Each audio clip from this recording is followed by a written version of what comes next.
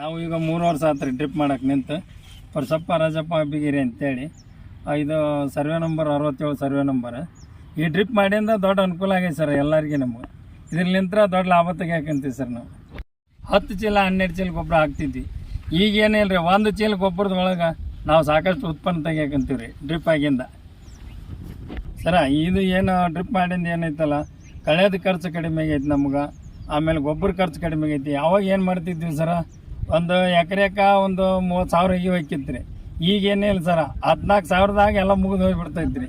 ಇದ್ರಲಿಂತ್ರ ಏನೈತಲ್ರಿ ನಮಗೆ ಭಾಳ ಚಲೋ ಆಗೈತಿ ರೀ. ಈಗ ಸರ ಅದು ಮಡಿ ಮಾಡೋ ಹೊತ್ನಾಗ ಏನೈತಲ್ಲ ಭಾಳ ಚಿನ್ನಗೆ ಬರ್ತೈತೆ ರೀ ಹೂವು.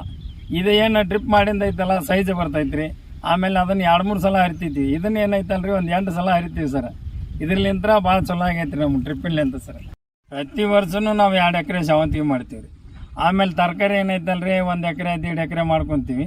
ಇದ್ರದ್ದು ಒಂದು ಕಟಾವ್ನಾಗ ಏನೈತಲ್ರಿ ಅದು ಖರ್ಚು ಭಾಳ ಆಗತ್ತೆ ರೀ. ಯಾವ್ದು ಇದ್ರದ್ದು ತರಕಾರಿ ಇದು ಏನೈತಲ್ರಿ ಒಂದೇ ಕಟಾವ್ ಹೊರದ್ರನ್ನ ಅದ್ರ ಡಬಲ್ ರೊಕ್ಕ ಆಗ್ತೈತೆ ಸರ್. ನಮಸ್ಕಾರ. ಇಲ್ಲಿಯವರೆಗೆ ಪರಸಪ್ಪ ಬಿಗಿರಿ ಅವರು ಹನಿ ನೀರಾವರಿ ಮೂಲಕ ಸೇವಂತಿಗೆ ಬೆಳೆಯ ಅನುಭವವನ್ನು ಹಂಚಿಕೊಂಡಿದ್ದಾರೆ. ಅವರಿಗೆ ತುಂಬ ಹೃದಯ ಧನ್ಯವಾದಗಳು.